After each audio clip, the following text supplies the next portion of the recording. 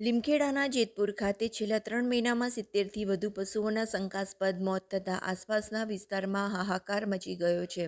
લીમખેડા તાલુકાના જેતપુર ગામના આમલિયા ફળિયામાં ભરવાડ સમાજના 8 જેટલા પરિવારોના દુધાળા પશુઓ છેલ્લા 3 મહિનાથી એક પછી એક બીમાર થઈને મોતના ઘાટ નીપજ્યા હતા.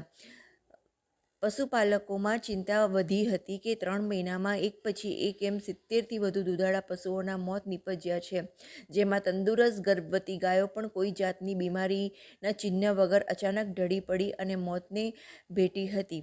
પશુપાલન કરીને ગુજરાન ચલાવતા 8 પરિવારોને અંદાજે 40 લાખથી વધુનું નુકસાન થયું છે.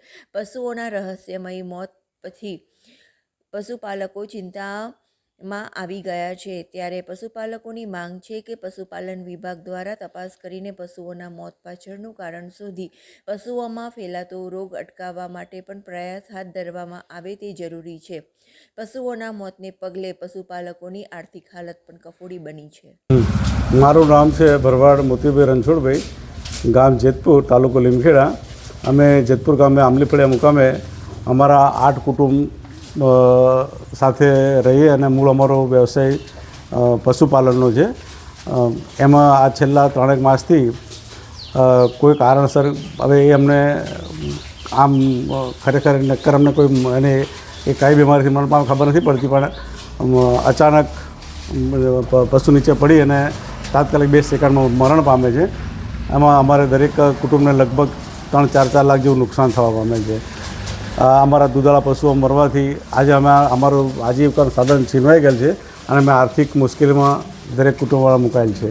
આ બાબતે અમે લીમખેડા પશુ આરોગ્ય વિભાગને લેખિતમાં સરપંચ મારફતે જાણ કરેલી અને એ દરમિયાન એમણે વેક્સિન એક વખત વેક્સિન કરાયેલું.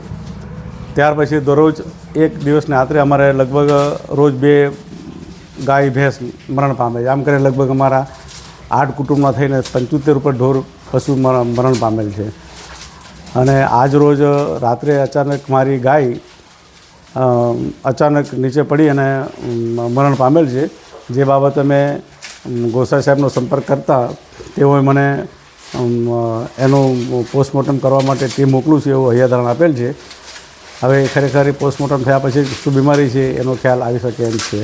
અત્યારે તો અમે આ પશુઓના મરણથી, અમારા દુધાળા પશુઓના મરણથી અમને આર્થિક બહુ મોટું નુકસાન થવા પામેલ છે. એક અમારા કુટુંબને લગભગ આશરે ગણીએ તો 3-4-5 લાખનું નુકસાન થવા પામેલ છે. જેથી અમે આજે ધંધા રોજગારમાં થોડા મુશ્કેલી મુકાયેલ છે.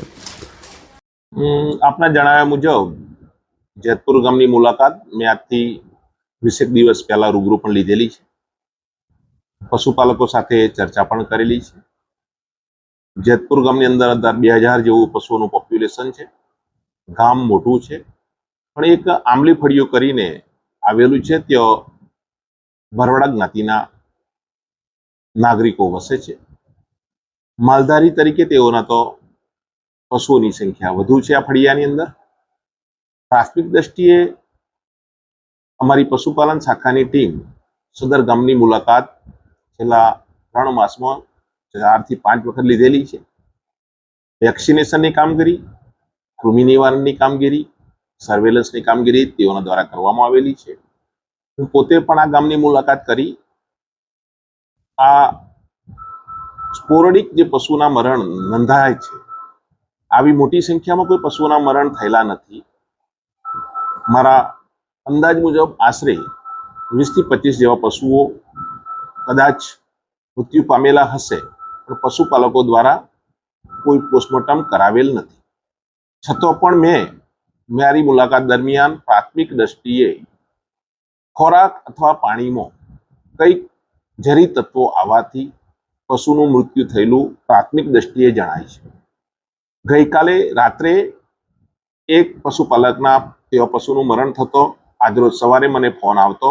આજરોજ મુલાકાત કરેલી છે. અમારી પશુપાલનની ટીમે પોસ્ટમોર્ટમ કરેલ છે. પ્રાથમિક દ્રષ્ટિએ ફૂડ પોઈઝન થયાનું જણાય છે. છતાં પણ વધુ તકેદારીના ભાગરૂપે મદદનીશ રોગ સંશોધન અધિકારીની ટીમ આજરોજ ફરીથી 3 વાગ્યા પછી ત્યાં જવાની છે. મૃત્યુ પામેલ પશુનું તમામ નમૂના લઈ એનું નિદાન થશે. ત્યારબાદ સર્વેલન્સ માટે પણ પશુપાલન શાખા લીમખેડાની ટીમને સૂચના આપવામાં આવેલી છે. હોમ ટુ હોમ સર્વે કરી તમામ પશુપાલકોના ઘરની માહિતી એકઠી કરી જે કંઈ પશુપાલકના ઘરે પશુ બીમાર હશે તો તેનું સેમ્પલ પણ લેવામાં આવશે, તેમજ તેમને માહિતી પણ આપવામાં આવશે. પણ હાલની દ્રષ્ટિએ કે મરણનું કારણ કોઈક ઝેરી તત્વ ખોરાકમાં આવવાથી હોવાનું પ્રાથમિક દ્રષ્ટિએ નજરે જણાય છે. કોઈ પણ જાતના બેક્ટેરિયલ વાયરસ પ્રકારનો રોગ પ્રાથમિક દ્રષ્ટિએ જણાતો નથી અને આ માટે પશુપાલકોમાં સાવચેતી રાખવા, ખોરાક ખવડાવવા, પાણી પીવડાવવા આ બાબતની માહિતી પણ આપવામાં આવેલી છે. અને ફરીથી કોઈ પશુ બીમાર પડે તો તાત્કાલિક પશુ દવાખાના લીમખેડાનો સંપર્ક કરવા પણ સૂચના આપવામાં આવેલી છે. છતાં પણ આજરોજ અમારા મદદનીશ રોગ સંશોધન અધિકારીની ટીમ જઈ સેમ્પલ કલેક્ટ કરવામાં આવશે અને વિગતવાર જે રોગનું નિદાન થશે તે મુજબ આગળની કાર્યવાહી હાથ ધરવામાં આવશે. ધન્યવાદ.